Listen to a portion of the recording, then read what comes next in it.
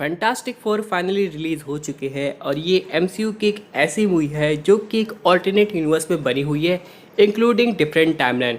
यहीं पे बात ख़त्म नहीं होती। ये one of the highest rated fantastic four films है जो कि प्रीवियसली रिलीज़ हो चुकी है और एक तरीके से ये मूवी एक ट्रम्प कार्ड साबित हुई है पूरे मार्वल सिनेमैटिक मल्टीवर्स के लिए, क्योंकि ये सीधे कनेक्टेड है एवेंजर्स डूम्सडे से। और आज की वीडियो में हम लोग जानेंगे कि आखिरकार इस पूरी मूवी में हुआ क्या है, कुछ हिडन डिटेल्स और सबसे खास बात इसका पोस्ट क्रेडिट सीन और आगे जाके क्या होने वाला है। तो दोस्तों, कंप्लीट वीडियो को स्टार्ट करने से पहले आप लोग कर दीजिए वीडियो को लाइक और कमेंट करके बताइए कि अगर आप लोग ने ये मूवी देखी है तो अब आप इस फिल्म को 5 में से कितना स्टार देंगे। साथ ही साथ जो लोग मेरे चैनल पर नए हैं, मेरे चैनल को सब्सक्राइब करके हमारी कॉमिक बुक टॉक्स फैमिली का हिस्सा बन जाइए। तो हम लोग शुरुआत करते हैं बिल्कुल नई अपडेट से। तो यहाँ पे मूवी की शुरुआत होती है एक दूसरे यूनिवर्स में जिसका नाम है अर्थ 828 और यहाँ पे हम लोग देखते हैं फैंटास्टिक फोर की बिल्डिंग। वहाँ पे हम लोग रीड को बाथरूम में देखते हैं, वो सू से कुछ सामान मांग रहा था और सू बोलती है कि बस रुको, मैं अभी वो सामान लाती हूँ। और हम लोग यहाँ पे ये भी देखते हैं कि सू कुछ टेस्ट कर रही थी और वो टेस्ट पॉजिटिव आता था। वो रीड को आके बताती थी कि उन लोग को बेबी होने वाला है। रीड ये देख के काफ़ी खुश भी होता था, थोड़ा घबरा भी जाता था क्योंकि ये एक बहुत बड़ी जिम्मेदारी है। उसके बाद सीधे कट होता था एक नया सीन जहाँ पे एक एंकर हम लोग को बताता था फैंटास्टिक फोर के बारे में कि कैसे 4 साल पहले ये सब लोग गए थे स्पेस एक्सप्लोरेशन में और किसी कॉस्मिक टर्बुलेंस की वजह से इन सबको अलग अलग पावर्स मिली थी। इसकी वजह से ये लोग एक तरीके से सुपर हीरो तो बन गए थे, साथ ही में बहुत फेमस भी हो गए थे। वहाँ पे जो भी अर्थ के पीपल थे उनको इस टीम पे पूरा भरोसा था कि आगे चाहे कुछ भी हो जाए ये टीम उनको हमेशा प्रोटेक्ट करेगी। में हर टाइम ये लोग डिनर साथ में करते थे जहाँ पे सू ने बताया कि उनको बेबी होने वाला है और यहाँ पे टीम सेलिब्रेशन हो ही रहा था। लेकिन तभी अचानक से हम लोग देखते हैं सिल्वर सर्फर को जो कि अर्थ पे आती है और सब लोग को एक साथ अनाउंस करती है कि अर्थ जो है वो डिस्ट्रक्शन के लिए मार्क्ड हो गया है एक कॉस्मिक बीइंग गैलेक्टस के नाम से। और फिर वो इतना कह के चली जाती है। जॉनी उसका पीछा करता है लेकिन फिर वो जॉनी को किसी लैंग्वेज में कुछ बात करती है, उसके बाद आगे बढ़ जाती है। उसके बाद हम लोग यहाँ पे ये भी देखते हैं कि रीड स्टडी करता है बहुत सारी प्लैनेट्स को जो कि अचानक से गायब हो रहे थे और उसे पता चलता है ये जो प्लैनेट्स गायब हो रहे हैं इसका जिम्मेदार गैलेक्टस ही है। और यहाँ पे रीड एक तरीके से टेलीपोर्टेशन पे भी काम कर रहा था कि कैसे एक जगह से दूसरी जगह से जाया जाए। उसने एक एक्सपेरिमेंट भी किया था जो कि कामयाब हुआ और उसी एक्सपेरिमेंट के चलते वो सिल्वर सर्फर के ट्रेसेस को पकड़ते हुए गैलेक्टस के पास पहुंचना चाहता था। अब वहाँ पे वो लोग पहुँच तो जाते हैं जहाँ पे उन्हें एक प्लैनेट दिखाई देता है जो कि अर्थ से ऑलमोस्ट 13% बड़ा होता है। वहाँ पहुँचने के बाद उन लोग को ये पता चलता है कि सिल्वर सर्फर पहले से एग्जिस्ट कर रही है वहाँ पे और गैलेक्टस ऑलमोस्ट उस प्लैनेट को कंज्यूम कर लिया है। पहुँचने के बाद सिल्वर सर्फर उससे कहती है कि तुम लोग को यहाँ पे नहीं आना चाहिए था, लेकिन अब गैलेक्टस तुम्हारा इंतज़ार कर रहा है। वहाँ हम लोग पहली बार गैलेक्टस को देखते हैं जो कि काफ़ी जायंट फॉर्म में था और यहाँ पे लोग पूछते हैं कि वो उसका प्लैनेट क्यों कंज्यूम करना चाहता है। गैलेक्टस बताता है कि वो पहले कैसा था और अब वो कैसा हो गया है, लेकिन एक शर्त पे वो उनके प्लैनेट को छोड़ सकता है अगर वो बेबी फ्रैंकलिन यानी कि जो अभी सू के पेट में है उसे दे दे। गैलेक्टस बोलता है कि इसके अंदर इतनी ज़्यादा कॉस्मिक एनर्जी है कि इसकी भूख हमेशा के लिए शांत हो सकती है।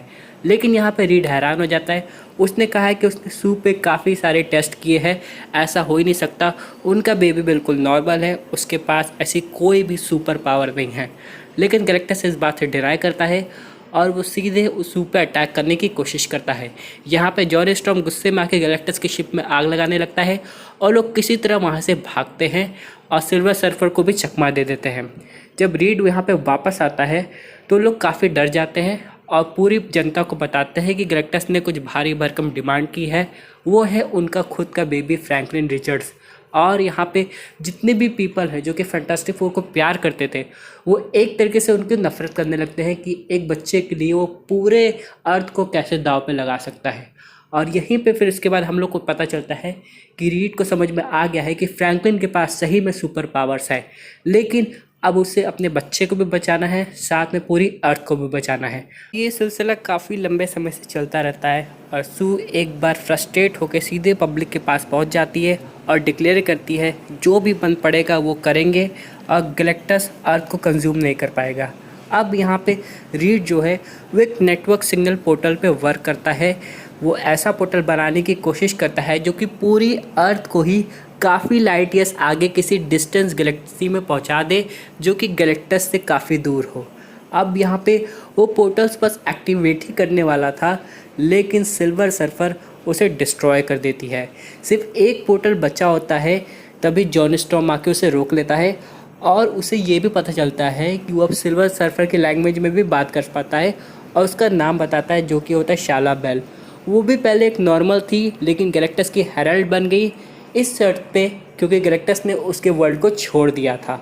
लेकिन उसके बाद यहाँ पे उसने सारे वर्ल्ड की रिकॉर्डिंग दिखाई जो कि उसकी और गैलेक्टस की वजह से ऑलरेडी कंज्यूम हो गया था, जिसकी वजह से वो काफ़ी ज़्यादा गिल्ट में आ जाती है। जबकि गैलेक्टस के आने में बस कुछ ही समय बाकी था तो वो लोग एक प्लान बनाते हैं। वो लोग फ्रैंकलिन को बेट की तरह यूज़ करेंगे और गैलेक्टस को वहाँ पे टाइम स्क्वायर पोर्टल के पास ले आएंगे और जैसे ही उस पोर्टल के पास आएगा उनके पास ऑलमोस्ट 37 सेकंड होंगे उस पोर्टल को एक्टिवेट करने के लिए और गैलेक्टस को कहीं दूर भेज दिया जाएगा।